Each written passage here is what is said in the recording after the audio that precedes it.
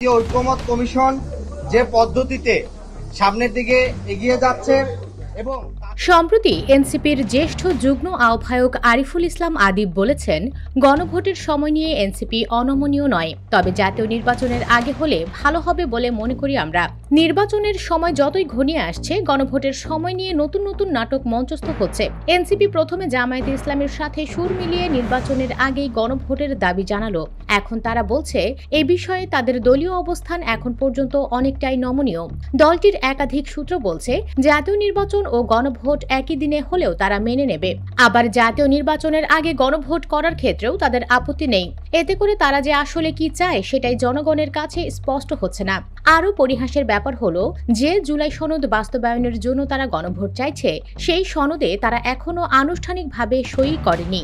NCP এখন দাবি করছে, জুলাই জাতীয় সনদ বাস্তবায়নের আদেশ জারি করতে হবে অন্তর্বর্তী সরকারের প্রধান উপদেষ্টা ডক্টর মোহাম্মদ ইউনূসকে। তিনি আদেশ জারি করার আগে তা জাতির সামনে উন্মুক্ত করবেন। সেই আদেশ দেখার পর সনদে স্বাক্ষর করা না করা বা পরবর্তী পদক্ষেপের বিষয়ে সিদ্ধান্ত নেবে এনসিপি।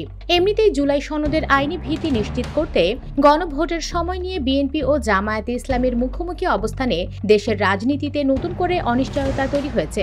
এর মধ্যে গণভোট কখন হবে বা কিভাবে হবে এমন প্রশ্নে এনসিপির এরকম দোদুল্যমান অবস্থান নির্বাচন পিছিয়ে দেওয়ার জন্য তাদের আরেকটি নাটক বলেই বিশ্লেষকরা মনে করছেন। রাষ্ট্রপতি মোহাম্মদ শাহাবুদ্দিনের পরিবর্তে প্রধান উপদেষ্টা ডক্টর মোহাম্মদ ইউনূসের মাধ্যমে আদেশ জারি করার বিষয়ে এনসিপির পক্ষ থেকে দুটি যুক্তি তুলে ধরা হয়েছে। প্রথমত, যে জুলাই গণঅভ্যুত্থানের ভিত্তিতে এই আদেশ জারি করা হবে, বর্তমান রাষ্ট্রপতি সেই অভ্যুত্থানের প্রতিনিধিত্ব করেন না। দ্বিতীয়ত, আইনগতভাবে রাষ্ট্রপতি এই আদেশ জারি করতে পারেন না।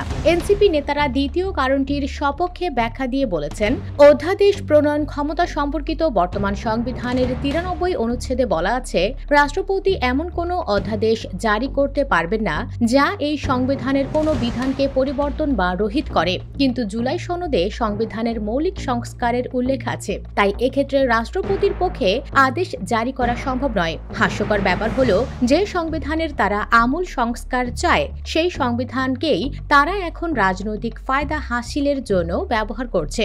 এর চেয়ে বড় নাটক আর কি হতে পারে? ভিডিওটি ভালো লাগলে লাইক ও শেয়ার করুন এবং আমাদের চ্যানেলটি সাবস্ক্রাইব করে রাখুন। ধন্যবাদ।